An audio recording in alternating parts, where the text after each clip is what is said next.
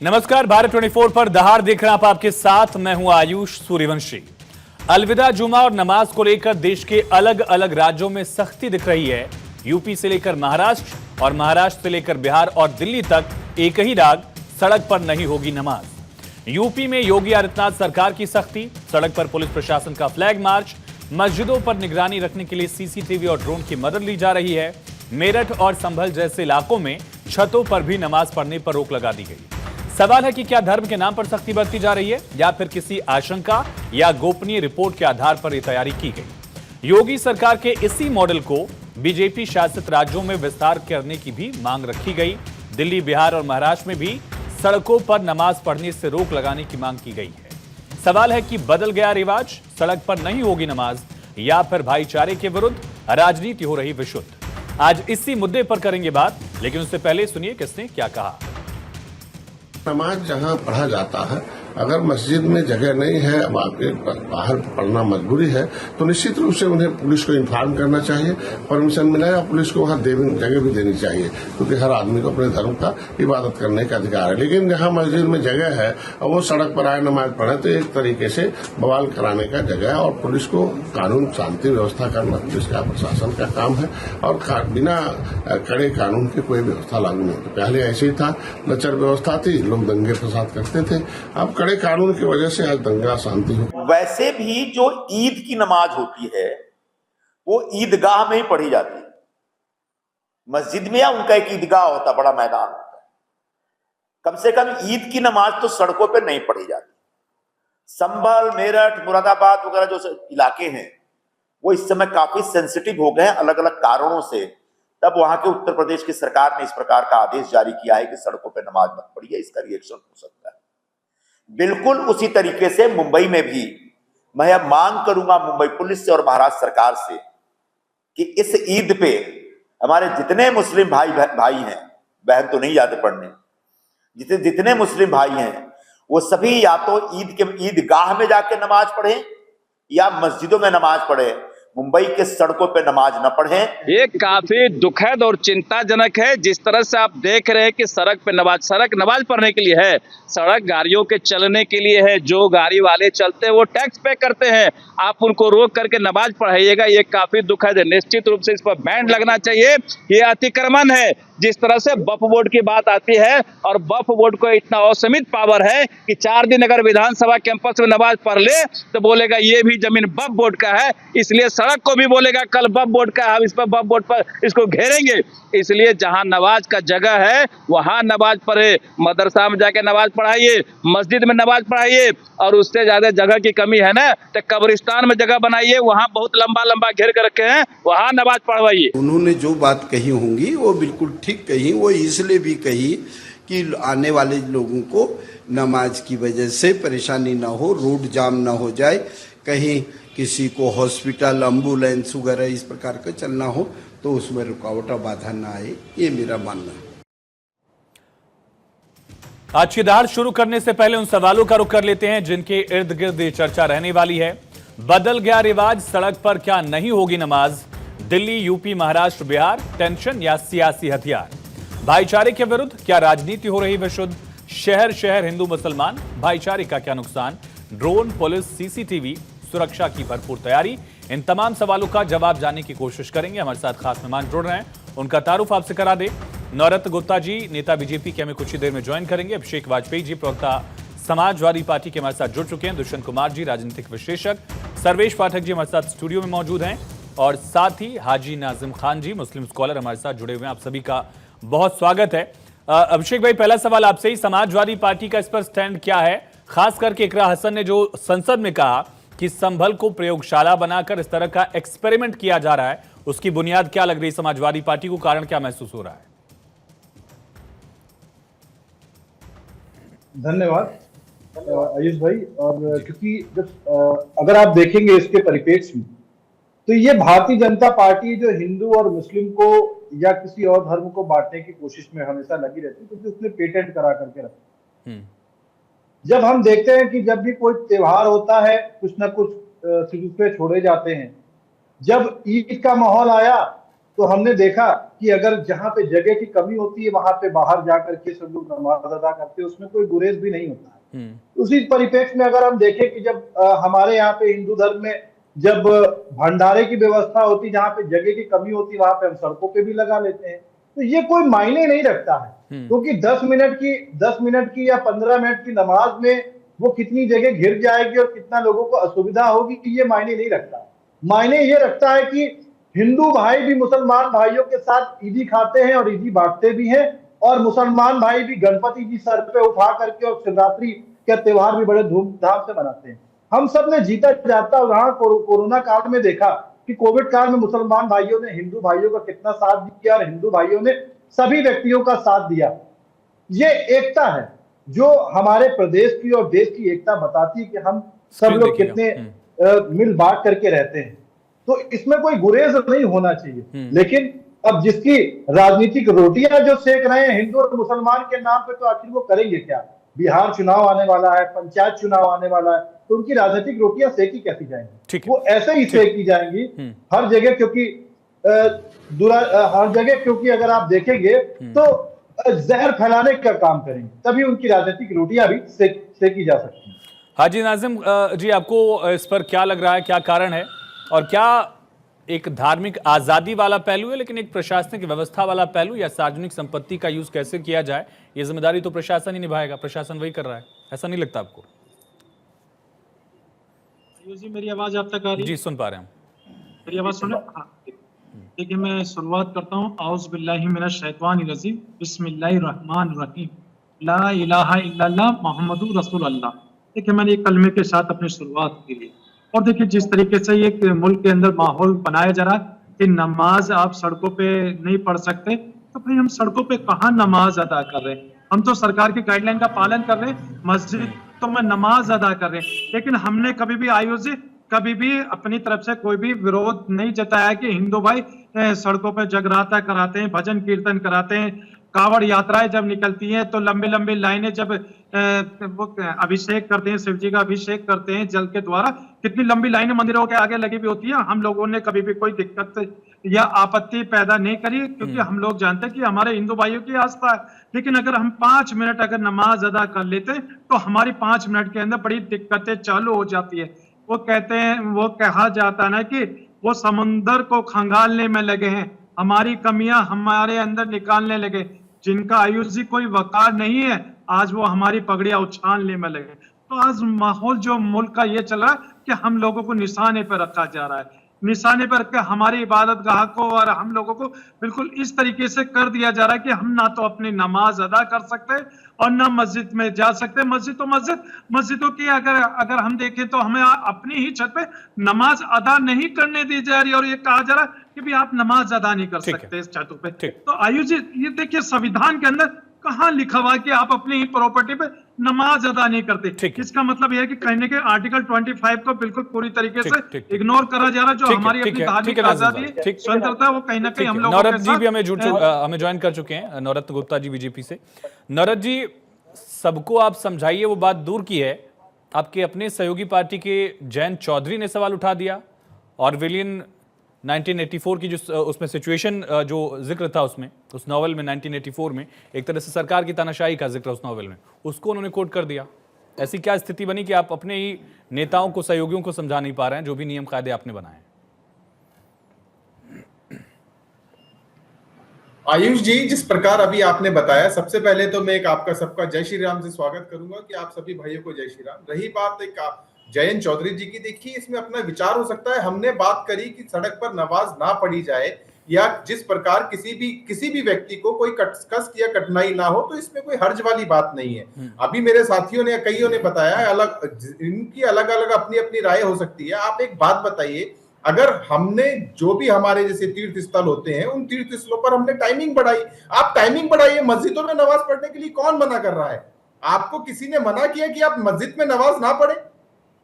जिस प्रकार आपने बताया कि मस्जिद में नमाज पढ़ने से आप मस्जिद का टाइमिंग बढ़ाइए, एक समय में एक बारी में सुबह से शाम तक का कीजिए। आप बताइए, नवरात्रे आ गए हैं, नवरात्रों के अंदर में भी जिन मंदिरों के अंदर में एक टाइम पीरियड बना होता है कि हाँ भाई ये मंदिर 9 बजे खुलेगा या 6 बजे खुलेगा या रात को 9 बजे बंद होगा या 8 बजे बंद होगा, 10 बजे बंद होगा, उनका भी टाइम पीरियड बढ़ाया जाता है। सबको पता है कि हाँ भाई एक समस्या रहती है, पब्लिक बहुत ज्यादा रहती है, बहुत ज्यादा लोग रहते हैं। उसी प्रकार मुस्लिम भाइयों को भी सोचना चाहिए कि सड़क पर नमाज पढ़ने की कोई इनको आवश्यकता नहीं है। इनके लिए इतनी सारी मस्जिदें हैं, मस्जिदों में नमाज पढ़िए। कौन बोलता है कि आपको सिर्फ 1 घंटे के लिए सबको सामूहिक इकट्ठा होना है? आप टाइम पीरियड में इकट्ठा होइए, आप सुबह से शाम तक के लिए पार्ट में आप उसको करिए, लेकिन इनको अपनी ताकत दिखानी है, इनको पब्लिक को परेशान करना है, इनको पब्लिक से कोई लाभ कोई फायदा नहीं है, इनको पब्लिक के दुख और दर्द दिखाई नहीं देते। एक बार सबको कमेंट हो जाए फिर बोलिएगा। हाँ बोलिए नौरत्न जी। सिर्फ इनको अपने कष्ट, इनको पब्लिक को परेशान करने में कितना मजा आता है, इनको वो चीज दिखाई देती है। ठीक है आयुष जी। ठीक है। सर्वेश जी, क्या है ये, राजनीतिक मुद्दा है या सामाजिक मुद्दा है? इस पर राजनीति हो रही है या समाज में जागरूकता की भी एक कोशिश है कि भाई सबका साथ हो लेकिन किसी को दिक्कत भी ना हो?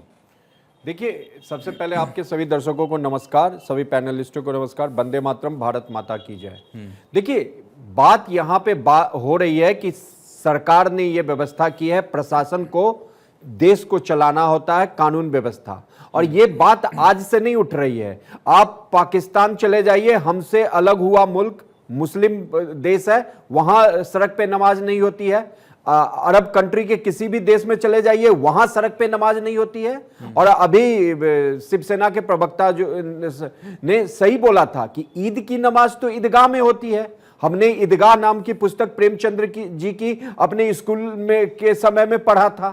तो फिर यहां पे राजनीति कौन कर रहा है भाई? आप इन्होंने क्या दिया हवाला कि आप भंडारा करते हो, आप ये करते हो, कामर होता है, तो क्या कामर में रोड को ब्लॉक करके और वो करते हैं कि वो वैकल्पिक व्यवस्था बना दी जाती है कि ट्रैफिक ना डिसरप्ट हो, कोई अगर बीमार है चाहे कुछ भी हो, क्योंकि उसका प्रोसेस है, उसमें भी समय लगेगा।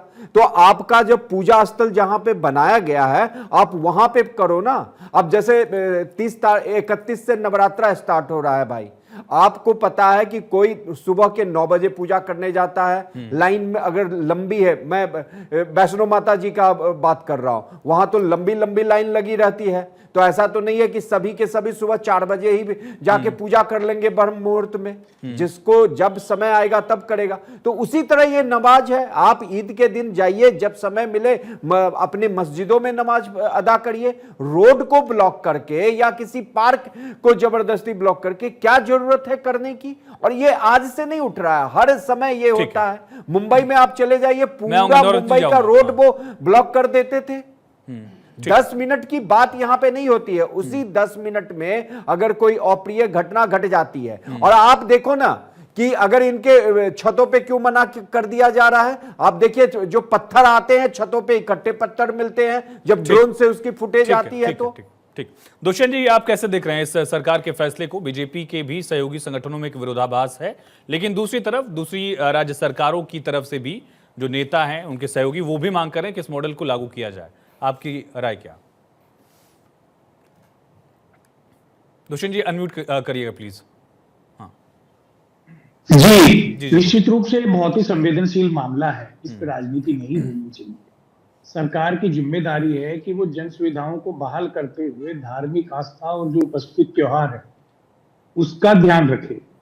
उसमें जो हमारे मुस्लिम भाई हैं उनको भी सहयोग करना चाहिए, और राज्य सरकार को भी चाहिए कि कहीं अगर जगह किसी मोहल्ले में, किसी जगह पे, किसी एरिया में अगर इबादत करने के लिए मस्जिद छोटी है तो वैकल्पिक स्थान।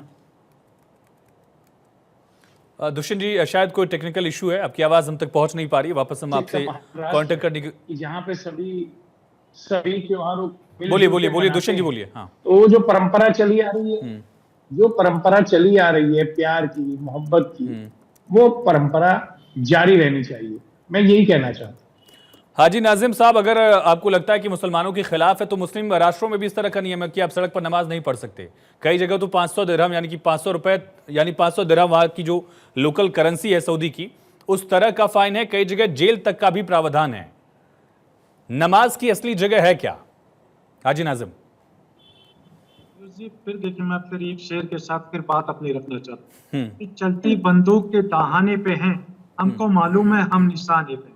आयुष जी, आप एक बात बता दीजिए, अगर कोई मुसलमान सड़क पे नमाज अदा कर लेता तो एक आपने भी देखा होगा, एक वर्दी धारक आकर किस तरीके से लात मारता है, पूरे देश ने देखा, पूरी दुनिया ने देखा। क्या संविधान इस चीज की परमिशन देता कि अगर कोई नमाज अदा कर रहा तो आप उसको लात मारे? हाँ, अगर सड़क पे उसने नमाज अदा कर ली ये तो तो गलती- सड़क पे नमाज अदा करने का परमिशन संविधान ने नहीं दिया है। एक मिनट सर्वेश, एक मिनट। यहाँ हमने देखा है कि शंकराचार्य के उत्तराधिकारियों पर लाठीचार्ज भी हुई है। मैं आऊंगा नरत जी प्लीज। हाजी नाजिम साहब, हमने देखा है अभी मुक्तेश्वरानंद सरस्वती पे लाठीचार्ज होते हुए, वाराणसी में एक पूजा थी, गणेश पूजा थी शायद, और उस दौरान उन पर लाठीचार्ज हुई थी। तो ये तो रहा है, प्रशासनिक व्यवस्था का हवाला हर बार दिया जाता है, यही हवाला फिर से दिया जाएगा। और उस वीडियो में भी पुलिसकर्मी ने रिक्वेस्ट किया था तमाम लोगों से सड़क से हटने का। चलिए वो एक अलग पहलू है, लेकिन पैरेलल एग्जांपल हम भी देख सकते हैं। सिर्फ मुसलमानों को टारगेट किया जा रहा है, ऐसा क्यों लगता है आपको? मैं आऊंगा नौरत्न जाऊंगा। हाँ आयुष, देखिए मेरठ के मैं आऊंगा, उनको बोलने दीजिए, उनको बोलने दीजिए, उनको बोलने दीजिए। हाँ, मेरठ के अंदर किस तरीके का बयान आया कि अगर सड़क पे अगर आपने नमाज अदा कर ली तो आपके पासपोर्ट रद्द कर दिए जाएंगे। ये क्या चीज, ये कौन से संविधान के अंदर इस तरीके की बात है? अरे भाई, अगर हम लोगों ने अगर नमाज अगर अदा करनी है तो मस्जिद के अंदर करेंगे, लेकिन आप लोग जानबूझकर हम लोगों को टारगेट कर रहे हैं कि अगर आप सड़क पे आए तो आपके हाजी नाजिम साहब, मुझे एक बात समझाइए। नहीं प्लीज सर्वेश जी, मैं आऊंगा, प्लीज मैं आऊंगा, एक बार उनसे बात करने दीजिए मुझे। नमाज की असली जगह है क्या? ईदगाह है, मस्जिद है, या सड़क है? नहीं, इनके लिए सड़क है। इनके लिए नमाज पढ़ने की असली मैं आऊंगा, जगह, नौरत जी, प्रदर्शन करने के लिए असली जगह सड़क है, देखिए, पार्क है, ठीक है नौरत जी, एक बार सुनिए तो, उनको सुनिए, मैं आऊंगा आपके पास भी आऊंगा, उनको सुनिए पहले एक बार। आयुष जी, देखिए नमाज जो हम मस्जिदों में अदा कर रहे हैं, और देखिए अलग अलग वक्त में, यानी कि जो ईदगाह की जो नमाज होगी हम 2 टाइम में कर रहे हैं, मस्जिदों में भी 2 टाइम में कर रहे हैं, 3 टाइम में, ताकि सारे मुसलमान नमाज अदा कर लें। लेकिन जब अगर कोई वीआईपी कल्चर का अगर बाहर निकलता है तो सड़कों पे कितने लंबा एक बार सुन लीजिए नौरत जी, उनको सुनिए तो तब तो पता चलेगा बोल क्या रहे हैं वो। तो उसके बारे में बातें नहीं होंगी। मैं ये कहता हूँ आयुष जी, अगर कहीं कोई वीआईपी वाहन निकल रहा है, वीआईपी उसमें, तो कितने सड़क को रोक दिया जाता है। चलिए वो अलग शिकायत है, वो आपकी शिकायत हो सकती है, लाजमी मैं उसको नहीं कह रहा। मैं ये कह रहा हूं, सड़क क्या नमाज पढ़ने की जगह है? कोई धार्मिक रेफरेंस है क्या ऐसा? और अगर नहीं है तो फिर प्रशासनिक व्यवस्था में सहयोग करिए। उसमें काली पट्टी बांधकर, विरोध कराकर एक मुद्दा बनाने की कोशिश कौन कर रहा है? हाजी नाजिम। आयुष जी, देखिए काली पट्टी बांधने का मतलब यह है हमारा असल में, क्योंकि हम लोगों के पासपोर्ट रद्द करने की बात है जो कहेगी। अरे पीस मीटिंग रखिए, पीस मीटिंग में आप बात कहिए कि यहाँ पर सड़क पर कोई नमाज नहीं अदा करेगा। और तो हम तो पहले से पीस मीटिंग में ये कहते आ रहे हैं कि मस्जिदों में नमाज अदा करेंगे, फिर आपको इस तरीके का बयान देने की क्या जरूरत पड़ी है? अगर नहीं नाजिम साहब, आप गलत बोल रहे हैं। आप एक्चुअली यहाँ मिस्टेक कर रहे हैं। जो काली पट्टी बांधी गई थी वो वक्फ के लिए, वक्फ एक्ट पर अपना विरोध दर्ज कराने के लिए बांधी गई थी। और याद करिए सीएए को लेकर भी जब नमाज के लिए इस तरह का मुद्दा बना था, उस दौरान भी नमाज के बाद प्रदर्शन हुए थे कई शहरों में, इलाहाबाद, प्रयागराज से लेकर कानपुर तक के पत्थरबाजी वाले मामले आप याद करिए। जो मोहम्मद साहब को लेकर एक गलत टिप्पणी की गई थी, उस टिप्पणी के विरोध में भी नमाज के बाद ही हिंसा की शुरुआत हुई थी। तो क्या पुलिस की जिम्मेदारी नहीं है कि पुलिस व्यवस्था संभाले? क्या मुस्लिमों की सुरक्षा की जिम्मेदारी पुलिस की नहीं है? कल को हिंसा भड़केगी, सुरक्षा नहीं मिलेगी, आप सवाल नहीं खड़े कर रहे होंगे इसी डिबेट में? हाजी नाजिम साहब, मैं आता हूं सर। आयुष जी देखिए, बिल्कुल आपकी बात सही है कि पट्टियां जो बांधी गई वक्फ बोर्ड के संशोधन को लेकर बांधी गई, लेकिन हमारा जो नमाज का वक्त था, मुस्लिम समाज के अंदर जो हमारे अपने भाई थे उन्होंने ऐतराज दर्ज कराया कि किस तरीके से मुसलमानों का हक जो है वो खत्म करने कैसे किया जा रहा है, वही बताइए आप। मौलिक अधिकारों कैसे किया जा रहा है, कैसे किया जा रहा है? मैं नौरत जी आऊंगा, एक मिनट प्लीज, उनको बोलने दो दीजिए, उनको बोलने दीजिए एक बार, मैं आऊंगा। हाँ नाजिम साहब, कैसे किया जा रहा है, कैसे मुसलमानों को टारगेट किया जा रहा है? हाँ, वक्फ बोर्ड के संशोधन में जिस तरीके की बात करी जा रही है कि कहीं ना कहीं हमारी खाने का, हमारी इबादत का, हमारे जो है मस्जिदों को निशाने पर रखा जा रहा है। कल को ये कहने लगेंगे कि आप अपनी इस मस्जिद के कागज दिखा दीजिए जो 500 साल वाली का मस्जिद है, तो ये बता दिए 500 साल की मस्जिद के कागज हमने बाबरी मस्जिद के दिखाए थे, क्या उसका बाबरी मस्जिद का जब हमने कागज दिखाने के बाद क्या हुआ? मैं तो नौरत जी के पास, नौरत जी ये बताइए, ये बात तो सही उठाई ना? जयंत चौधरी ने क्या मुद्दा उठाया? मैं आऊंगा, मैं अभिषेक भाई आता हूं। मैं नौरत जी, जयंत चौधरी ने क्या कहा? उन्होंने कहा कि व्यवस्था मेंटेन करना जिम्मेदारी हो सकती है, लेकिन जब आप कहते हैं कि पासपोर्ट रद्द कर दिया जाएगा, डीएल रद्द कर दिया जाएगा, तो ये उनकी तरफ से भी ये कहा जा रहा है कि अति है। एग्जैक्टली उन्होंने नहीं कहा, लेकिन जो उन्होंने कोट किया, रेफरेंस जो दिया, उससे ये दिखता है। आप आयुष जी, राजनीति के अंदर में शब्दों की बहुत मर्यादा होती है और हमें उन शब्दों को बहुत ध्यान में रखना चाहिए। समझाइए मेरे को, मुझे समझाइए, जयंत चौधरी ने क्या रेफरेंस दिया था, वो मुझे समझाइए। मैं आपको वही बता रहा हूं, हाँ। किसी भी वक्त किसी भी चीज के लिए, अगर जैसे आपने अभी आप संभल की बात करेंगे, हाँ। संभल में चौधरी जी ने जो बोला उसके ऊपर भी आप आएंगे कि उन्होंने ऐसा क्यों बोला। पॉलिसिंग टुवर्ड्स ऑरवेलियन 1984 का मतलब मेरे को समझाइए आप, शब्दों का अगर मतलब समझा रहे हैं। बताइए, जिस प्रकार अगर किसी भी चीज के बारे में अति आक्रमण होगा, जिसको बोलते हैं, पहले इन्होंने अपने वक्फ बोर्ड के बारे में बोला था, इनके वक्फ बोर्ड के बारे में आपने पॉलिसिंग सुना होगा। टुवर्ड्स ऑरवेलियन 1984 जयंत चौधरी ने जो लिखा है, आप उनकी सहयोगी पार्टी हैं, आप दोनों लोग दिल्ली में सरकार चला रहे हैं, राज्य में सरकार चला रहे हैं, उसका मतलब मुझे समझाइए। ध्यान दीजिए, पहले जिस बात के ऊपर बात निकली है, तो दूर तक जाएगी। ठीक है नाजिम साहब सुनिए, उनको सुनिए, नाजिम साहब सुनिए। जिस प्रकार आपने ठीक है, सुन लीजिए नाजिम साहब, उनको उन्होंने सुना, आप भी सुनिए। नाजिम साहब सुनिए। आप नाजिम जी के पेट में दर्द होगा सर, आप इनको चुप मत कराइए, इनको चुप रहने की आदत नहीं है। ठीक है नाजिम साहब, ठीक है नाजिम साहब, अभिषेक भाई मैं आऊंगा। नाजिम साहब सुनिए, नाजिम साहब सुनिए, सुन तो लीजिए। नाजिम साहब सुनिए, तो नाजिम साहब क्या आप नहीं जानना चाहते हैं जयंत चौधरी ने क्यों मुद्दा उठाया? जानना चाहते हो तो सुनिए एक बार। मैं आयुष जी इनको यही बताना चाहता हूं, ये अपना शक्ति प्रदर्शन किसी न किसी माध्यम से देश हिंदुस्तान में दिखाना चाहते हैं। आप एक बात बताइए, विदेशों में जाइए, आप और भी देशों में जाइए, आप 100% मुस्लिम। मैंने वो सवाल उनसे पूछ लिया, मुझे जयंत चौधरी का ट्वीट समझाइए नौरत गुप्ता जी। जयंत चौधरी ने ट्वीट क्यों किया, क्यों करना पड़ा है? केंद्रीय मंत्री को ट्वीट करके ये क्यों कहना पड़ा? पॉलिसिंग टुवर्ड्स ऑरवेलियन 1984 नॉवेल के बारे में भी हम जानकारी बता रहे हैं। आयुष जी, जयंत चौधरी जी का अपना व्यक्तिगत विचार हो सकता होगा, लेकिन मैंने आपको अरे सर, वो केंद्रीय मंत्री हैं, सांसद हैं, व्यक्तिगत क्या होता पॉलिटिक्स में? आपकी सरकार में व्यक्तिगत तो गए, इस बात का समर्थन नहीं करती। हाँ। अगर उन्होंने कुछ बोला, इस बात का समर्थन उन भारतीय जनता पार्टी ने किया क्या? आप एक बात बताइए, हमारे अध्यक्ष जी के हिसाब से, हमारे अध्यक्ष जी की तरफ से, गृह मंत्री जी की तरफ से, प्रधानमंत्री, किसी भी और नेता ने इसके ऊपर कोई समर्थन किया नहीं। वो उनका व्यक्तिगत विचार हो सकता है। आप खारिज कर दीजिए। रही बात, किसी नेता ने ट्वीट करके ये भी नहीं कहा कि जयंत चौधरी गलत कह रहे हैं। आयुष जी, सामाजिक हित को ध्यान में रखते हुए, मर्यादित शब्दों को ध्यान में रखते हुए, जो नाजिम जी ने बोला, मैं उनकी बात के ऊपर आपको बात बता रहा हूं। आप एक बात बताइए, सड़क पर नमाज पढ़ना कहां तक सही है? आप सिर्फ इतना वो तो मैंने उनसे पूछ लिया, वो तो मैंने उनसे पूछा ही। मेरे सवाल का जवाब अभी भी नहीं मिला कि जयंत चौधरी की बात को खारिज क्यों नहीं कर दिया, इतना ही गलत था। जैसे अभी अभिषेक वाजपेयी जी, ठीक है मैं आता हूं। अभिषेक वाजपेयी जी, क्या इस पर समाजवादी पार्टी वोट बैंक साधने की कोशिश नहीं कर रही? क्यों न कहा जाए? जब आप राणा सांगा वाले मुद्दे पर राणा सांगा को गद्दार कह रहे हैं, आपने रामचरितमानस की प्रतियां जलाने, पन्ने जलवाने की कोशिश की थी, स्वामी प्रसाद मौर्य ने क्या क्या नहीं कहा देवी देवताओं को, वो हमें याद है। हाल फिलहाल में कई सारे ऐसे इंसिडेंट दिखते हैं जहां समाजवादी पार्टी ऐसा लगता है कि अपीज करने की कोशिश कर रही है, और इस मामले पर भी जब सड़क के पर नमाज को आप समर्थन देते हैं तो फिर वही अपीजमेंट वाला आरोप फिर लगता है आप पे। आयुष भाई, ये आपका निजी विचार हो सकता है। नहीं, मैं सवाल पूछ रहा हूँ, विचार नहीं मेरा। नहीं, ये आपका निजी विचार हो सकता है, और ये जहां पे सवाल की बात है, मैं कहता हूं ये मेरे अपना निजी विचार है, क्योंकि पार्टी के उस पर बैठा हुआ हूं, तो मैं कहता हूं आपत्ति ही क्या है।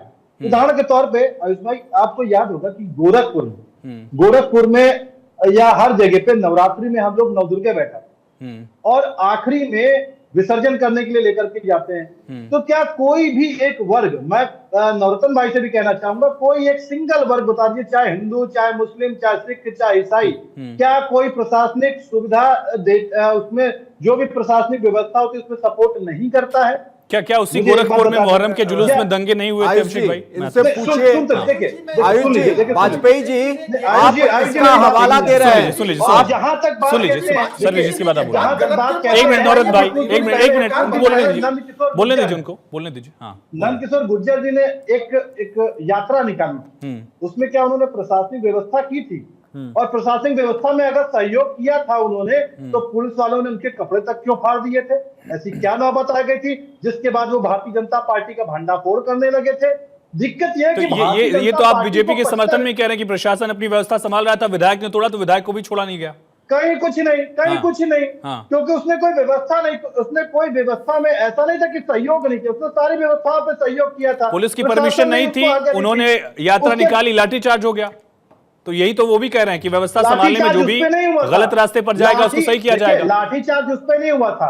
लाठीचार्ज उस पर नहीं, तो गहमा गहमी पे जब बात आ गई थी तब उस पर हुआ था। और जहां तक अभिषेक भाई वही तो कहा जा रहा है कि व्यवस्था के साथ रहिए, व्यवस्था के खिलाफ जाएंगे तो चाहे विधायक होइए चाहे कुछ भी रहिए। अभिषेक जी, आयुष भाई आप मुझे ये बताइए, 15 मिनट की नौरत्न जी, एक मिनट, क्या आपत्ति हो सकती है? 15 मिनट की नमाज में कौन सी व्यवस्था बिगड़ जा रही है? अरे सड़क पर नमाज क्यों होगी? पूजा जैसे मंदिर में होती है वैसे नमाज मस्जिद में हो। सरकार आपकी है, जब एक सरकार आपकी है, सारा प्रशासन व्यवस्था आपके ऊपर, आपके पास है, तो सड़क पर नमाज हो, आपके पास तो सड़क पर नमाज हो। अभिषेक भाई फिर सड़क पर नमाज हो, मुझे एक चीज बताइए, फिर सड़क पर नमाज होनी चाहिए। मैं एक हिंदू भाई नेता, मुझे लगता है कि कभी-कभी आपके अखिलेश यादव वाली आप भाषा बोल रहे हैं। नौरत जी एक मिनट बोलने तो। रोडों को ब्लॉक करने की प्रथा बंद कर दें, चाहे वो जगराता हो, चाहे वो भंडारा हो, चाहे कोई भी व्यवस्था हो, उसमें ब्लॉक करना बंद कर दें। कितनी हिंसा की घटनाएं आपने देखी अभिषेक भाई? जगराते में, भंडारे के बाद कितनी पत्थरबाजी, आगजनी आपने देखी है आज तक? मैं आपसे यही नौरत जी एक मिनट, नौरत जी देखिए, जो सुनिए तो सुनेंगे तब तो। देखिए, मैं पहले भी कहा और बात को भी कह रहा हूं कि जो उपद्रवी लोग होते हैं वो अंजाम देने के लिए वो लगे रहते हैं, वो चाहे वो सर्वे जी ये बताइए, इसे कंपेयर करना कितना सही है? क्या फैक्ट्स हैं और इस तरह के आयोजनों में व्यवस्था पुलिस को संभालनी है? क्या आप सवाल नहीं उठा रहे होंगे सर्वे जी? अगर कल को पुलिस से चूक हो जाती है, आज जुमे की नमाज में कहीं दिक्कत होती, आज हम बैठ के डिबेट नहीं कर रहे होते। आयुष भाई मैं दो चीजों का जवाब दूंगा। आपने जैसे ही हाजी नाजिम भाई से पूछा कि अरब की कंट्री में 500 दिरहम लगाते हैं, वो बगले झांकने लगे। जहां से इस्लाम की उत्पत्ति हुई भाई, वो सड़क पे नमाज नहीं पढ़ने दे रहे हैं, लेकिन इनको भारतवर्ष में सड़क पे नमाज पढ़नी है। पाकिस्तान जो हमसे जाके बना मुस्लिम राष्ट्र, वहां पे सड़क पे नमाज नहीं होती है। दूसरी बात, वाजपेयी जी आपने इतिहास देखा है, रामनवमी अभी होगा, आप देख लेना झारखंड में किस तरीके से जैसे ही जुलूस निकलेगा, पत्थरबाजी कहां से होती है। दिल्ली में जब रामनवमी का जुलूस निकल रहा था तो पत्थरबाजी किसने किया था? सुन लीजिए भाई, सुन लीजिए, मैं सबसे रिक्वेस्ट कर रहा हूँ, मैं सबसे रिक्वेस्ट कर रहा हूँ, मैं सबसे रिक्वेस्ट कर रहा हूँ, सुन लीजिए। नहीं ठीक सर्वे जी सुने, सर्वे जी सुने अभिषेक भाई सुन लीजिए, अभिषेक भाई सुन लीजिए। दूसरी बात आप देखो, सीए का जो हमने देखा है कि जैसे ही जुम्मे की नमाज हुई पूरी भीड़ निकली और पूरे देश में दंगा फसाद शुरू की। क्या सीए में हमारे देश के मुसलमान भाइयों की नागरिकता जा रही थी क्या? क्यों जा उन्होंने ऐसे दंगे फसाद किए? तो पुलिस ने अगर कहा मेरठ में कि पासपोर्ट रद्द हो जाएगी, ड्राइविंग लाइसेंस रद्द हो जाएगा, तो वो ऐतिहासिक कदम उठाया है। इतिहास के उन्होंने इतिहास में देखा है कि ये उनका जो है नेचर क्या है। आप मुझे बता दो ना कि हम रामनवमी में अपना जुलूस लेके जाते हैं, झारखंड में अभी हजारीबाग में पथराव हुआ है, आखिर क्यों किया गया? गंगा जमुनी तहजीब की बात करते हो, क्या गंगा जमुनी तहजीब एक ही साइड से बहती है क्या? हजारीबाग में अभी पथराव जो हुआ जुलूस पे, वो भी हिंदू भाइयों का धार्मिक जुलूस था। किसने पथराव किया मुझे बता दो ना।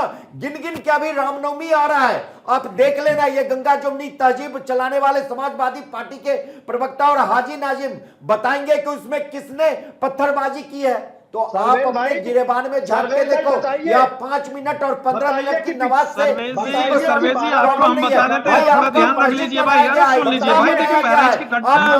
चलिए ठीक है। तो रमजान का महीना चल रहा है, आखिरी जुमा यानी कि आखिरी शुक्रवार था, नमाज अदा की गई। कुछ जगह व्यवस्थाओं को लेकर जो भी दिशा निर्देश खास करके यूपी में थे, उसको दूसरे राज्यों में भी एनडीए के नेताओं ने मांग की कि इस तरह का नियम लागू किया जाए। विपक्ष का इस पर विरोध है और पॉलिटिक्स भी इस पर गरमाई हुई है। लगातार हम चर्चा कर रहे हैं, लेकिन दुष्यंत जी मेरा सवाल आपसे है, चलिए व्यवस्थाएं सड़क तक थी, ठीक है, छतों पर इस तरह से अगर बंदिशें लगाई गई तो हाजी नाजिम के सवाल में वजन है कि नहीं है?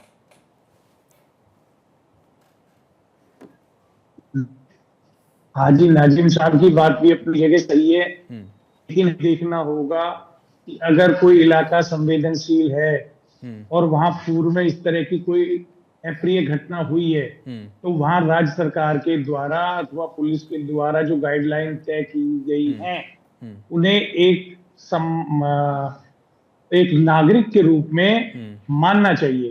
क्योंकि लॉ एंड ऑर्डर जो है, पीस और हार्मनी, इसका समाज में बने रहना बहुत जरूरी है। लेकिन दोनों तरफ से क्या हो रहा है, थोड़ा मुद्दे को राजनीति की जा रही है, थोड़ा इश्यू को एक्सेलेट किया जा रहा है, बढ़ाया जा रहा है, आगे उस पर दबाव बनाया जा रहा है। जिससे भारतीय जनता पार्टी को ये फायदा होता है कि जो वर्तमान के मुद्दे हैं वो मुद्दे दब जाते हैं। चर्चा ये नहीं होती कि भाई किसान को उसका गेहूं का एमएसपी मिलेगा या नहीं मिलेगा, चर्चा हो जाती है कि नमाज की चर्चा हो जाएगी, मंदिर मस्जिद की चर्चा हो जाएगी, फलाने की चर्चा हो जाएगी, ढिमकाने की चर्चा हो जाएगी। आज देश के लिए क्या जरूरी है? ठीक है दुष्यंत जी, आपकी आवाज आ रही है हमें थोड़ी सी, लेकिन नेटवर्क अगर और बेटर हो पाए तो प्लीज कोशिश करेगा। आप हमें दिख नहीं रहे हैं क्लियरली। हाजी नाजिम साहब, जिसका जिक्र किया दुष्यंत जी ने, भाई हर जगह छत पर बैन लगा दिया गया ऐसा नहीं है। संभल के लिए था, वो स्पेसिफिक कुछ जिलों के लिए है, और उन जिलों के लिए जहां हमने देखा कि कुछ महीने पहले सर्वे वाले मामले पर किस तरह से हिंसा हुई थी, 4-5 लोगों की मौत हो गई थी। तो वो खास इलाकों के लिए था, खास जिलों के लिए था। पूरे देश में छत पर नमाज मना कर दी गई हो, बैन कर दिया गया हो, ऐसा नहीं है। हाँ आयुष जी, देखिए जिस तरीके से छत पर नमाज पढ़ने के लिए मना कर गया और कहते हैं कि यहाँ सेंसिटिव एरिया है, तो देखिए हम लोगों ने सरकार की गाइडलाइन का पालन किया। तो देखिए जब हम सरकार की गाइडलाइन का पालन कर रहे हैं, मस्जिदों में नमाज अदा कर रहे हैं, और देखिए अभी देखिए 3 दिन बाद इंशाल्लाह ईद होगी तो ईदगाह में भी नमाज अदा करेंगे और मस्जिदों में भी नमाज अदा करेंगे। फिर भी जब हम नमाज मस्जिदों में और ईदगाह में पढ़ने के लिए तैयार है, तो फिर हमारे पासपोर्ट, हमारे ड्राइविंग लाइसेंस रद्द करने के लिए कौन सी बात आ जाती है?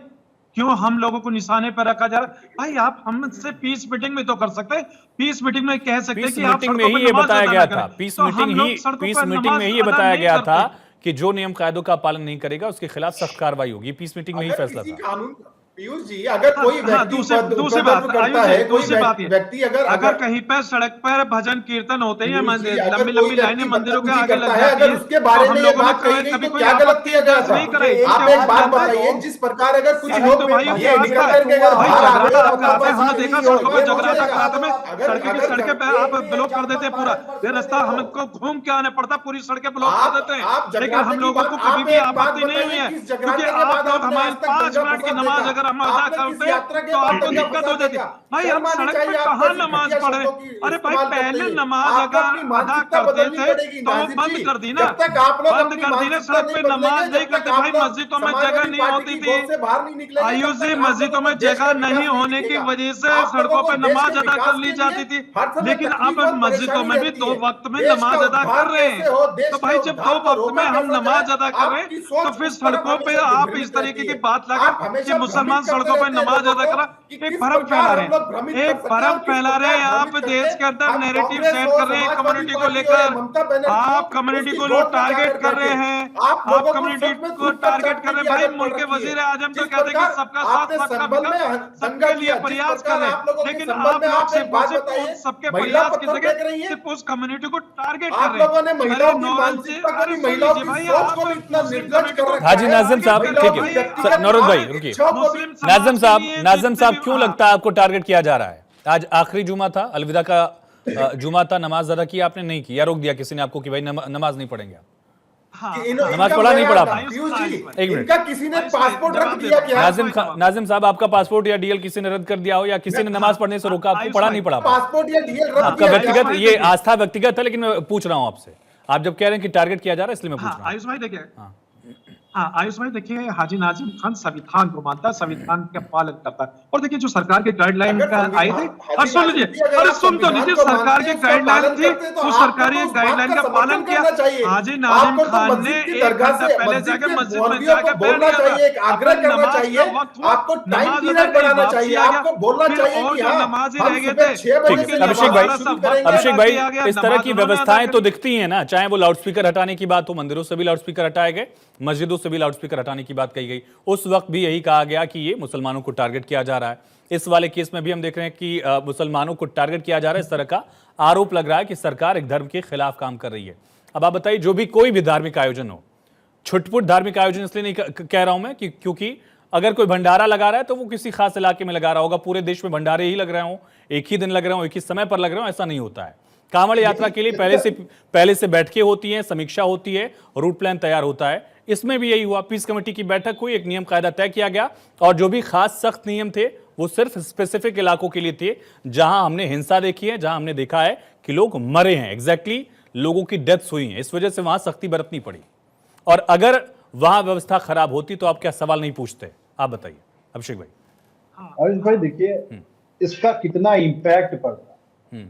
इस नमाज के होने से या लाउड स्पीकर उतरने से इसका कितना इम्पैक्ट है। जैसा कि अभी हमारे भाई ने कहा था, बिल्कुल ठीक कहा था, क्योंकि ये सब स्टंट इसलिए खेले जा रहे हैं क्योंकि जनता जनार्दन के मुद्दों कहीं खो जाए। जनता आपसे पूछ ना सके कि आपने जल जीवन मिशन पे जो घोटाला हुआ वो क्यों हुआ।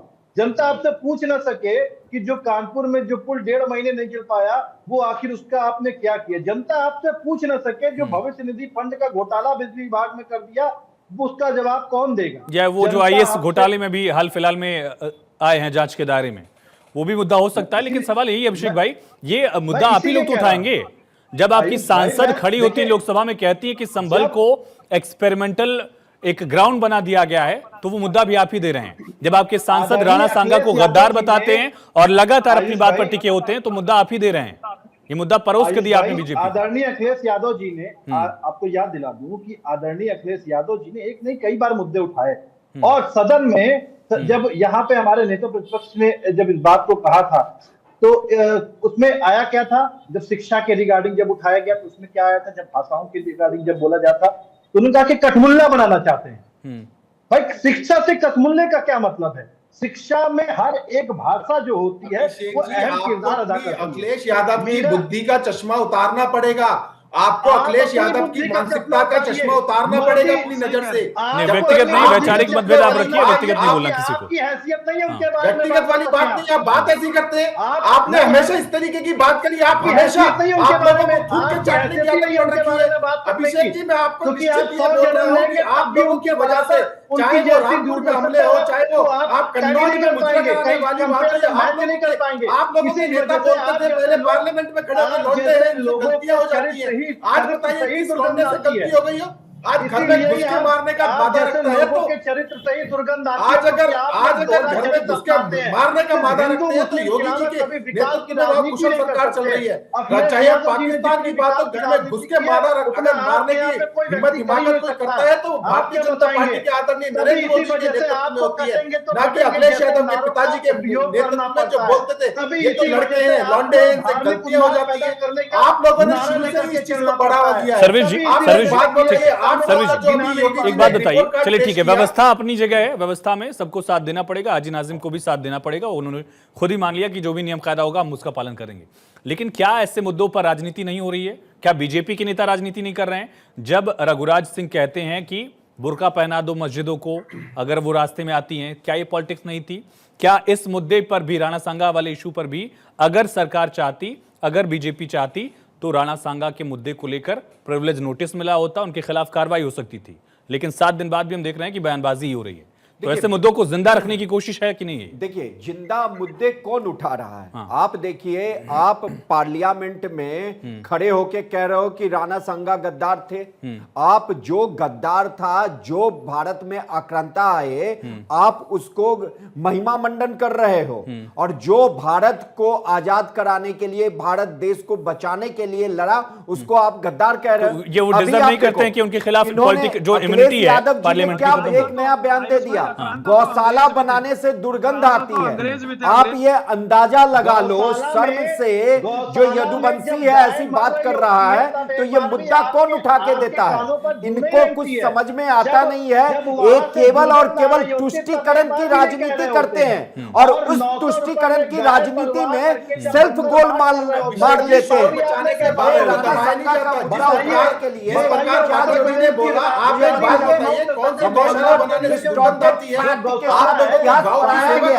और जो आक्रांता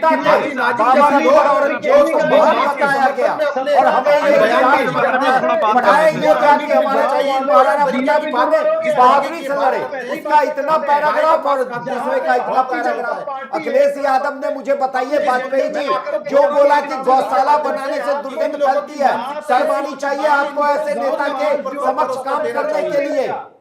गौशाला से दुर्गंध फैलती है क्या? वो एक यदुवंशी है।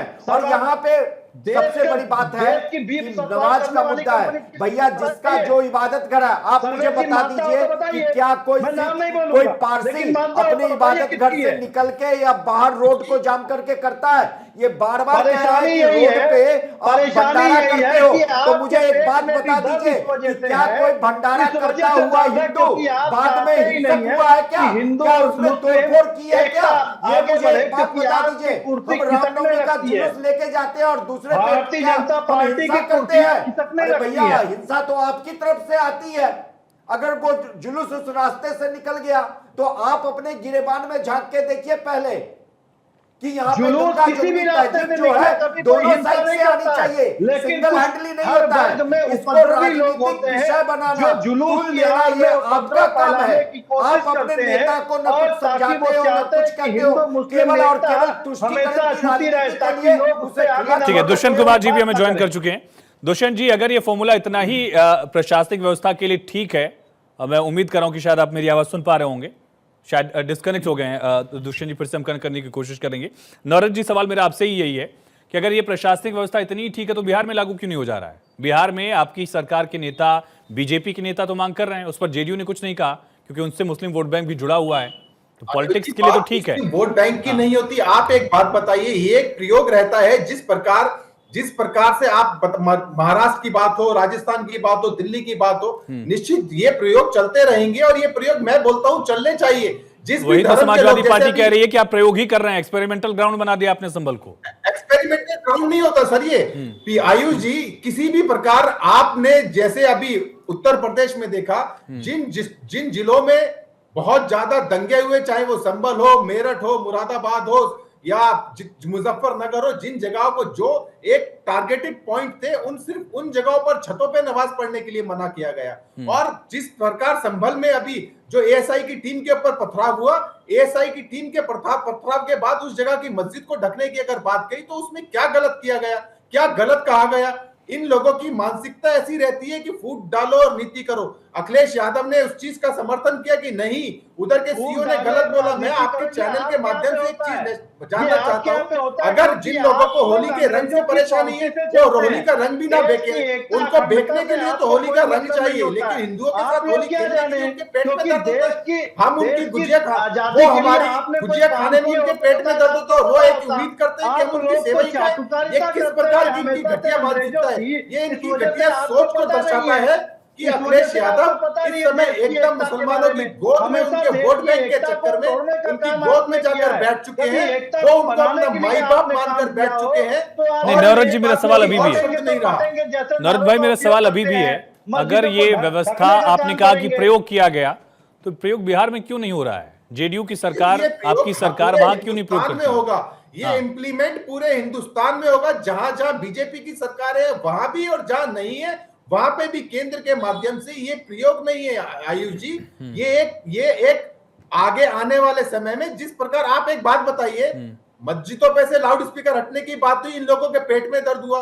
मंदिरों पे से लाउड स्पीकर हटने की बात हुई, किसी भी पंडित, ये तो मैंने पूछा है अभिषेक जी से, ये सवाल तो मैंने किया ही, मैं अभी भी पूछ रहा हूँ कि ये बिहार में लागू क्यों नहीं हुआ? इसका विरोध नहीं किया कि मंदिरों में से लाउड स्पीकर क्यों हटा दिए गए। आज भी सुबह 5 बजे मंदिरों मस्जिदों के ऊपर बड़ी आवाज में अगर लाउड स्पीकर की अजान सुनाई देती है। ठीक है, हाजी नाजिम खान, वायु प्रदूषण कम कर दिया गाड़ियों को रोक करके?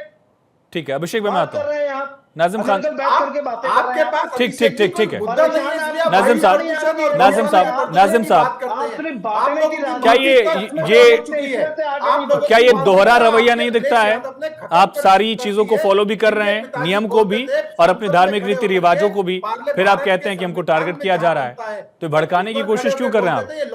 नाजिम साहब। आयुष भाई, देखिए हाजी नाजिम खान भारत के संविधान को चूमता है, माथे से लगाता है, क्योंकि इस संविधान ने हम लोगों को आर्टिकल 25 के जरिए हमारे रिलीजियस को मानने की परमिशन दी है और उसी का हम अपने फंडामेंटल का राइट का इस्तेमाल करते हैं। और सुन लीजिए नौरतन जी, आप सुन लीजिए।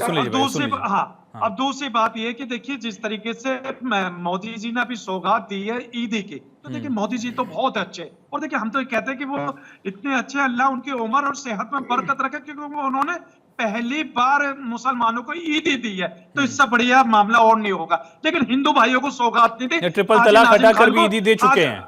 हाजी नाजिम खान को इसी बात का दुख है कि मुस्लिम भाइयों को तो ईद दी है, हिंदू भाइयों को हिंदू त्योहार पे नहीं दी। लेकिन हम कहते हैं अल्लाह ताला मोदी जी की उम्र में नरोत्तम भाई सुन लीजिए, अरे सुन लीजिए, उनको सुन लीजिए, एक बार सुन लीजिए, अरे उनको सुन लीजिए, बोलने दीजिए, पहले वो बोलें, फिर बोलिएगा, एक बार सुन लीजिए। बोलिए कि एक बार अपने खुले मन से ये बोल दीजिए कि सड़कों पे नमाज पढ़ना गलत है, छतों पर नमाज पढ़ना ठीक है, गलत हाजी है। नाजिम साहब अगर- बोलिए। ये तो कई धार्मिक नियम में नहीं होगा ना कि सड़क पर नमाज पढ़नी। हाँ हाँ आयुष जी, देखिए हाजी नाजिम खान आपके टीवी चैनल पे अपने मुस्लिम भाइयों से अपील करता है कि अपनी नमाज का वक्त जब भी हो आप मस्जिद के अंदर अदा करें, सड़कों पे ना जाए। तो आप संविधान को मानने वाले हैं, आप सड़कों पे नमाज अदा न करें। अगर आपको लगता है कि नमाज के हो गई है और सड़क पे जगह है, आप बिल्कुल ना पढ़े। मौलाना उलेमाए दीन से बात करें, उसी नमाज के लिए दोबारा से आपको नमाज पढ़ने के लिए मौका मिलेगा। क्योंकि अभी जैसे जुमे की नमाज हम लोगों ने अदा करी, वहां पे मस्जिदें फुल भर गई थी, फिर उसके बाद दोबारा से वक्त रखा गया, आधा घंटे बाद जुमे की नमाज फिर अदा सर्वेश जी, करेंगे। जो मुस्लिम भाई महरूम रह गए थे बीजेपी नमाज की से, सरकार उन्होंने इस फिर नियम को नमाज लागू अदा कर रही है, इसमें कोई दो राय नहीं है। लेकिन क्या बीजेपी के वो सहयोगी जिनको मुस्लिम वोट बैंक मिलता है उनको ये डर नहीं सता रहा है? चाहे जेडीयू हो, जयंत चौधरी की पार्टी का आपने पक्ष देखा, उन्होंने क्या कहा, किससे कंपेयर कर दिया, इशारों में समझ रहे हैं आप? आयुष भाई देखिए, ये जो गठबंधन की जो सरकार होती है उसकी ये मजबूरी कहिए, ये मजबूरी होती है, क्योंकि वो जो पार्टी है जेडीयू है उसका अलग वोट बैंक बेस है, बीजेपी का अलग है। आप ये कहते हैं, आप देख लीजिए बीजेपी को मुस्लिम वोट कितना मिलता है, चाहे कितना भी उनके लिए कुछ भी कर ले, जो स्थिति या माइनॉरिटी मंत्रालय से जितनी भी सुविधाएं मुस्लिम भाइयों को इन 10-11 सालों में मिला है, इतनी सुविधाएं कांग्रेस के यूपीए के शासनकाल में कभी नहीं मिला। तो वो एक गठबंधन की राजनीति की अपनी अलग जो कहिए प्रकृति होती है कि वो ऐसा, अगर आप देखेंगे तो वहां आंध्रा में भी चंद्रबाबू नायडू को भी मुस्लिम वोट बैंक है। उसी तरह यहाँ पे दुष्यंत कुमार, उन्हें वोट मिलता होगा नहीं मिलता होगा ये तो एक रिसर्च का, सॉरी जैन जी का, लेकिन आप मुझे बता दिए उन्होंने कितने वोट लिए इसमें लोकसभा में। तो जयंत जी अपनी पार्टी का जो कहते हैं ना, बिल्कुल अपना वो वोट बैंक को साधने की कोशिश कर रहे हैं। बस थोड़ा सा कम है। दुष्यंत जी आखिर में, दुष्यंत जी रह गए, दुष्यंत जी ठीक है। दुष्यंत जी, सियासत की मजबूरियां तो दिख रही हैं, लेकिन जरूरत के हिसाब से सियासी हथियार बनाया जा रहा है या व्यवस्था की एक जरूरत है जिसको लागू करना होगा कि सड़क चलने के लिए ही है, ये एक फैक्ट स्थापित हो? नहीं, बिल्कुल सड़क तो चलने के लिए है, लेकिन मैं एक बात आज कहना चाहूंगा, 1989 में हमारी और चाइना की इकोनॉमी का साइज एक था। चाइना 1989 से आगे रिसर्च में ध्यान देता रहा, अपने उद्योगों को आगे बढ़ाता रहा, निर्माण क्षेत्र को बल देता रहा, और हम लगातार हिंदू मुस्लिम में सांप्रदायिक वैमनस्य में लगे हुए हैं। आज हम कहाँ हैं और चाइना कहाँ? कुछ मुस्लिम भाइयों को भी सपोर्ट करना चाहिए, प्रशासन के साथ बैठ के बीच का रास्ता निकालना चाहिए। और हमें ये धार्मिक वैमनस्यता जो बढ़ रही है समाज में, ये किस तरह से कम हो, देश आगे बढ़े, अच्छे से त्योहार बने, भारत में उद्योग लगे, निवेश आए, भारत का भला तभी है, तभी हिंदू का भी भला है, मुसलमान का भी भला है। अभी जरा सी बातों पे लोग नाराज हो जाते हैं, जो बड़ी बड़ी बातें बोल देते हैं। अभी हाजी नाजिम साहब ने बोल दिया भाई हमें हमारे त्योहार नहीं मनाए जाने देने जा रहे। भारतवर्ष एक ऐसा देश है जहां पिछले 70 वर्ष में किसी भी व्यक्ति को उसकी धार्मिक जो प्रैक्टिस है उसे करने से नहीं रोका गया, अनलाइक चाइना, मुस्लिम सिख। हाँ, तो ये हमें गर्व है इस बात का। आज भारतीय जनता पार्टी की भी सरकार है, और तो भी मुझे इस बात का भरोसा है कि पूरे देश में कश्मीर से कन्याकुमारी तक एक भी व्यक्ति ऐसा नहीं है कि जिसे उसकी धार्मिक मान्यताओं के विषय में कोई रोका जा सके। तो अनावश्यक रूप से बातों को ना बढ़ाएं। दो बातें कहना चाहता हूं, मिलजुल के बीच का रास्ता निकालें। एक आपने चाइना का उदाहरण दिया, लेकिन चाइना में उइगर मुसलमानों के साथ क्या सलूक किया जा रहा है, और इस तरीके से आर्टिकल 25 का बहाना बना के भारत में जिस तरीके के उत्पात मचाते हैं, चाइना में होता तो वो खत्म हो गया। चाइना ने अपने मार्केट 1978 में खोल दिया था, हमको एलपीजी में टाइम लग गया, 91-92 में। बहुत शुक्रिया आप सभी का इस चर्चा में शामिल होने के लिए, अपनी बात रखने के लिए। तो जुमे की नमाज, अलविदा की नमाज को लेकर जो नियम कायदे बनाए गए उनको लेकर पॉलिटिक्स हो रहे, लेकिन ईद की नमाज को लेकर भी यही नियम कायदे यूपी के कई जिलों में जारी रहेंगे। अब आने वाले दिनों में इस पर राजनीति कितनी गर्माती है, व्यवस्था का पालन किस तरह से होता है, ये बेहद जरूरी है।